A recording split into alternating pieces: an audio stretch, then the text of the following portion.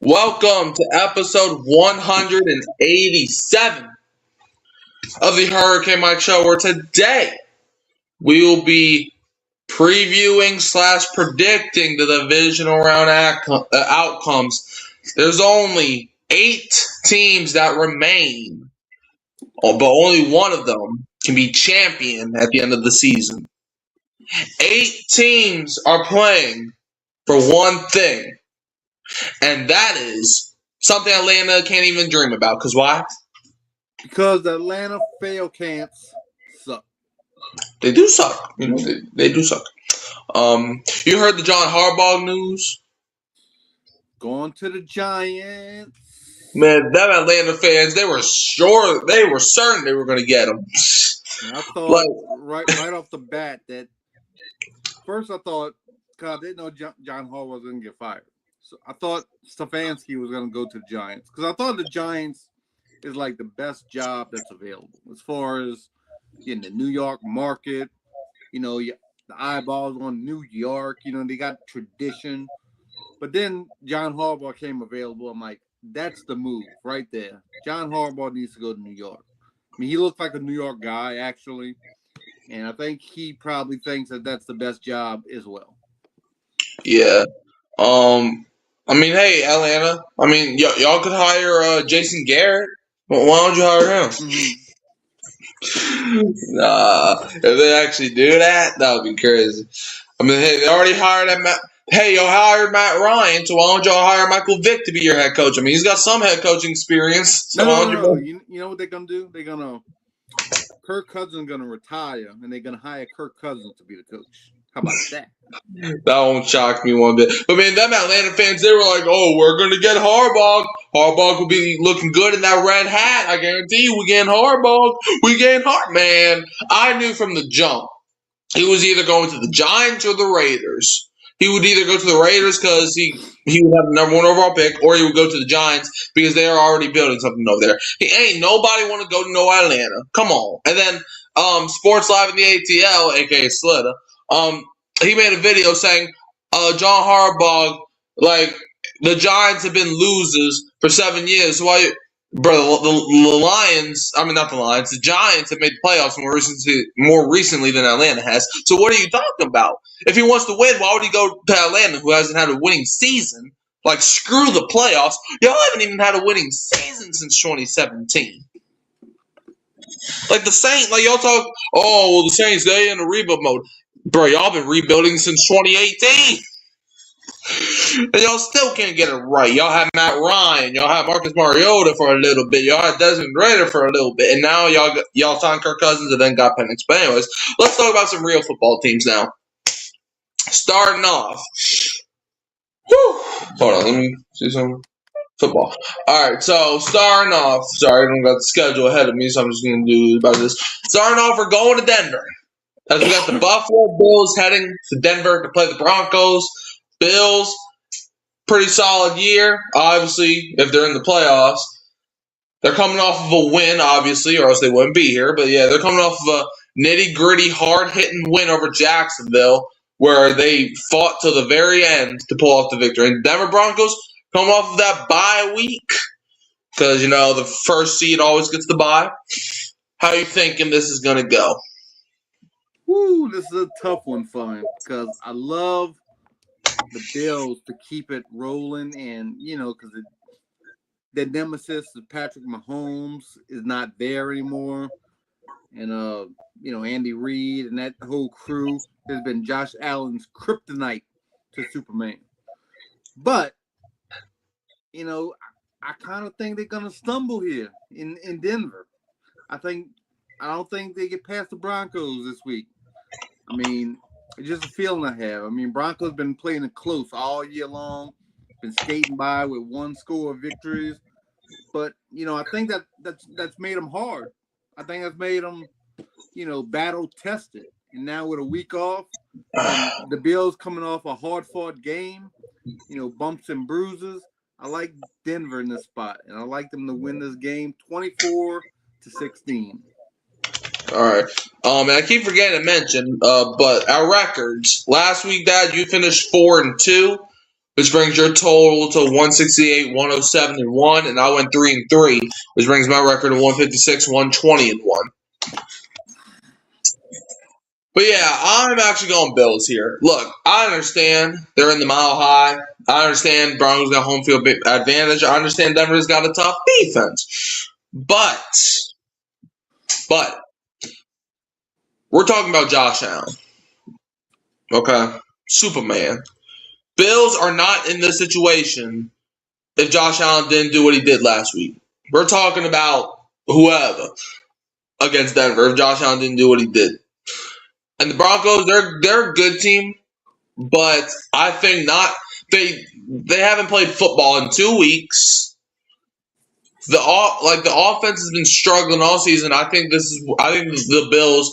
I mean, I won't really say they get caught lacking, but I think the Bills are going to pull it out 33-19.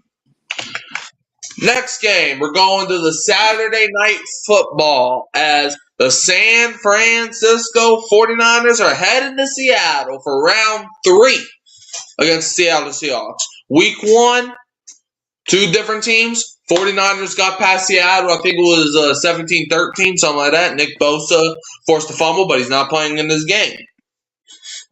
And the second game, the most infamous one, was Week 18, where Seattle's defense clobbered them 13-3. Both of these teams have been playing defensive football every time they've seen each other. Is that going to be the case? I don't know. That's why we're here to predict.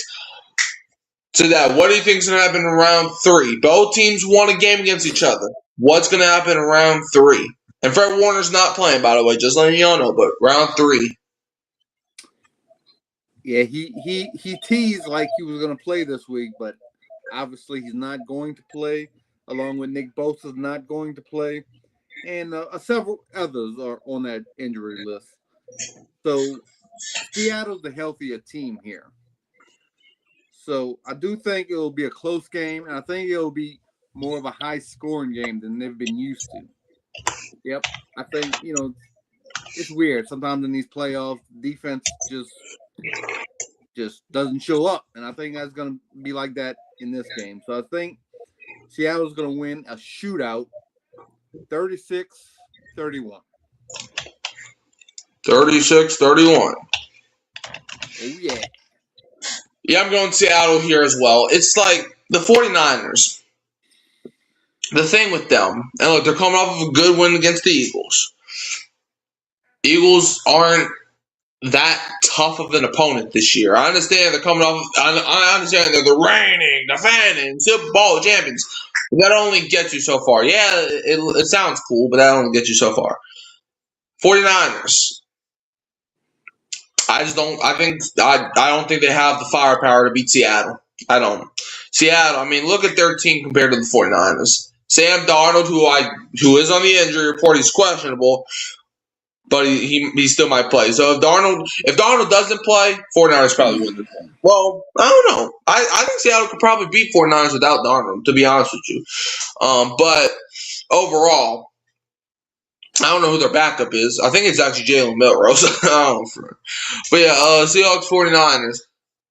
I just think Seattle was just the better team. I think this is an indication the better team will win. Give me Seattle to win 30-20. Next. I didn't give you permission to do that. Next, we're going to Sunday at 2 o'clock. We got the Houston Texans going to New England to play the Patriots. I don't think these teams played each other. Both teams played last week where the Texans dominated, and I mean dominated. When I say dominated, I mean that defense against the Pittsburgh Steelers. Their defense scored as many touchdowns as their offense did on Monday. That's how dominant their defense was. And one of them was my boy Sheldon Rankins. Shout out to Ranky. But yeah, and the Patriots, I mean, they're coming off of a defensive battle against the Chargers where Justin Herbert was getting sacked so hard you thought he was in Santa's sack. Because boy, he was getting so I started to feel bad for Herbert. I started to cry a little bit because that man was getting abused. But Patriots got the win, obviously. Texans, Patriots, Dad, what you got? Well, I believe we'll see a defensive struggle here.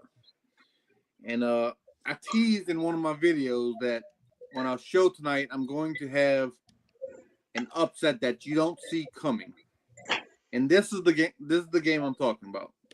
I'm going with the underdog road team Texans to pull this game out. And that's weird because I think a couple weeks ago I actually said the Patriots are going to win the Super Bowl, but after seeing the Texans last week and knowing from what I know them throughout the season, that defense is just something else, man. I mean, we used to have a term that I don't think it's used in today's game. We used to say offense sells tickets, defense wins championships. And that hasn't been the case lately, but the Texans remind me of an old school team like that. The defense is going to win this game, and Texans are going to win 19-16. 19-16. I'm going Texans as well. Look, that defense is just from seeing the Patriots offense struggle against the Chargers defense. Now, the Chargers got a solid defense, but if you can barely squeak by the Chargers defense, you ain't beating the Texans. Okay? Texans aren't the best offensive team in the world, but dang it, they're the best defensive team in the world. And I will stand on this. The Texans defense, top 5 all time. I will stand on it. Like they're with the Legion of Boom. They're with the no-fly zone. They're up there because the amount of talent that's on this defense and the amount of it's not like they're playing bad teams. Like they don't have the hardest schedule, but they dominated the Buffalo Bills a few weeks back. Like that's the game that I look to. Connor says, "What's up, fellas? Big Bad woke up with." But yeah, Texans, man, their defense is something else. And the Patriots, I just don't think have the offensive firepower to beat Houston. Therefore, I got Texans winning this one 33-19. Now, for Sunday night technically, it's going to be at 5:30. We got the Los Angeles Rams going over to Chicago to play the Bears. Bears, man, they shouldn't even be here. But whatever, the Packers freaking choked that game away. But and the Rams, I mean, you could probably make an argument the Rams shouldn't even be here either because they almost lost to the Panthers. That should have eliminated them by itself. But it's not how football works. But yeah, Rams, Bears. Who you got? The more I look at this game, the more I can see another upset brewing here. I mean, they got the road team, the Rams, as a 4.5-point favorite. I'm thinking about that. I'm like, I think I like the Bears at home here. Not because the Bears are a much better team than the Rams. I just see Sean McVay messing this whole thing up. I see him going for 4th down when he should be kicking field goals. He's one of those coaches that just hates 3 points. I mean, he will live and die on that sword. If he thinks he has a chance to make the 4th down, he's going to go for it instead of taking the easy 3 points. And I think it's going to catch up with him one day. And I think it might be today or this day. So I'm going to go with the Bears to win this game, to eke this one out. 26-25. 26-25. I'm going Bears too. And look, this has to look, I was back and forth. Like when I say this was hard, like I was like even when I made the prediction, I was like honestly I might switch it during the show because I've been so torn, but I'm sticking with my guns. I'm going Chicago, and it's going to make me a little sad and a little happy at the same time. It's going to make me happy because one of these teams is going to lose, but in this case, if the Bears win, it's going to make me happy that the Rams are going to be coming to Cancun with us. We've been here since whenever we played the freaking Dolphins, and but it's gonna make me sad because Dennis Allen's gonna be happy, and I just can't have that. Like I don't think there's a fiber in my body that will accept that reality. But it is what it is. You know, can't control. Let me talk you off the ledge here. Why you hate Dennis Allen so much? Cause he ruined my life. Okay. So did he ruin your life, or did Mickey Loomis ruin your life? They both ruined my life. If Dennis Allen was a good coach, we wouldn't have the Mickey Loomis discussion. Dude, if Mickey Loomis hired me to run the Saints, we not winning not one football game. Okay? Or am I ruining your life, or did Mickey Loomis make the wrong decision? Y'all hired John Gruden or something. I don't know. Not Mikey Warren Newby. No, y'all both would have ruined my life because you see, this is the thing. Mickey Loomis, like we want to give Mickey Loomis all the crap in the world. Mickey Loomis has been doing the dang thing the past couple of off seasons. I mean, we drafted a great draft. I mean, I don't know if you saw it or not, but ESPN ranked the Saints #1 in the draft. Like I understand Mickey Loomis has had his moments where he looked like a complete fool, but I mean, he's been doing something. I mean, like he can only control what he can control. And what he's been controlling pretty freaking well. So, like, the past offseason, I mean, he helped with the draft pick of Tyler Shuck, drafted Kelvin Banks. He got in, what's his name? He made the trade for Devon Vele, who was crucial down the line. So, yeah, I mean, Mickey Loomis, I mean, you can say what you want about him, but past couple of off seasons, he's been doing the dang thing. I'm just saying. So yes, Dennis Allen. I just cannot live with that reality of him being a good. I just know.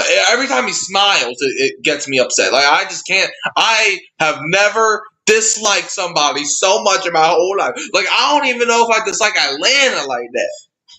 I don't know how you can dislike somebody just for taking a job. Like that's all I'm saying. He just took the job that was offered to him. I mean, he wasn't qualified for the job. That's not his fault. It is his fault for being a bad coach. I mean, you could say, all right, it's not Mickey Loomis' fault anyway. You know, he gave the guy a job. My thought process with him after that second year, you knew we weren't going anywhere with Dennis Allen, but you kept him on for a third year. That's the problem I have with the whole Mickey Loomis smacking the gum stuff. You know, he smacked the gum and then he got another year. You know, that's my problem with Mickey Loomis. I mean, look, I'm not saying that Mickey Loomis is like the best GM ever. But what I'm saying is like, yeah, he hired Dennis Allen. Yeah, was that a dumb hire? Yes. But guess what? If Dennis Allen was a good head coach, it wasn't going to be a bad hire. But no, Dennis Allen, he's the one that apologized to Atlanta. He's the one that called a timeout against Denver just to kneel the ball. He is the one that when Andy Dalton threw back-to-back pick sixes, he said, just keep doing what you're doing. He's the one that keeps saying we got stuff to clean up. What? That's my point, dude. I mean, you know, you're a bad coach. You're a bad coach. I mean, you know, I'm not gonna think you a bad human being for being a bad coach. I mean, you just need to go coach some linebackers or something. You can't coach. You're not the leader of a football team. You know, he never was. And if you put a dude in that position, I just wouldn't, waste brain cells in trying to hate on somebody like that. Just, Dennis Allen, not the dude. We need to get rid of him. And this dude smacking his gun. Wow. Nah, we're gonna give him a third year. Ain't no reason you should have gave him a third year. That's it. I mean, look, I don't even even though I'm saying all this stuff right now, if Dennis Allen, like I don't even. Okay, so here's the thing with him. I don't hate Dennis Allen like y'all might think I am with what I'm saying, but the fact of him just being in an NFC Championship game while the Saints are doing nothing, and the fact that Dennis Allen, his defense is bad, that is what that just does not sit right with me. Like, how can Dennis Allen, his defense was so bad this year. Like, they forced, I think the only thing their defense was good at was forcing turnovers. Other than that, their defense was bad. But I don't know how bad they were. I mean, they're in the playoffs. You know, they won 11 games. I mean, you can't say, well, Caleb Williams put this team on his back, and that's why they won games. I mean, he basically did that entire fourth quarter. The Bears' offense had to score 25 points in the fourth quarter just to take the lead. Well, even the sun shine on a dog's ass some days, you know, Mikey. I mean, you can't just say, you know, what's what just by that. All right, whatever. But anyways, I got Bears winning this game 31-26. I think it's gonna be a good game, though. I think the Bears' offense is gonna have to carry once again. But yeah. So, do you have anything else to add? Nope, I'm good on that. All right, shout out to Connor for hopping into the chat. Dad, where can they find you? You can find me at Mic'd Up Sports, man. I got a new subscriber, boy. Keep them coming. All right. Yeah, Mic'd Up Sports YouTube page and on Hurricane Mike Show every week. You can always find me at Hurricane Mike, Kyle Phelps, and Keeping It Real Who That Sports Podcast. Don't forget to like, subscribe, share, turn the bell on so you don't miss another upload. And Dad, we're going to leave them as always with the Who Dat. And don't be a what? Don't be a Falcon fan because you might end up with your coach, Kirk Cousins. Yeah.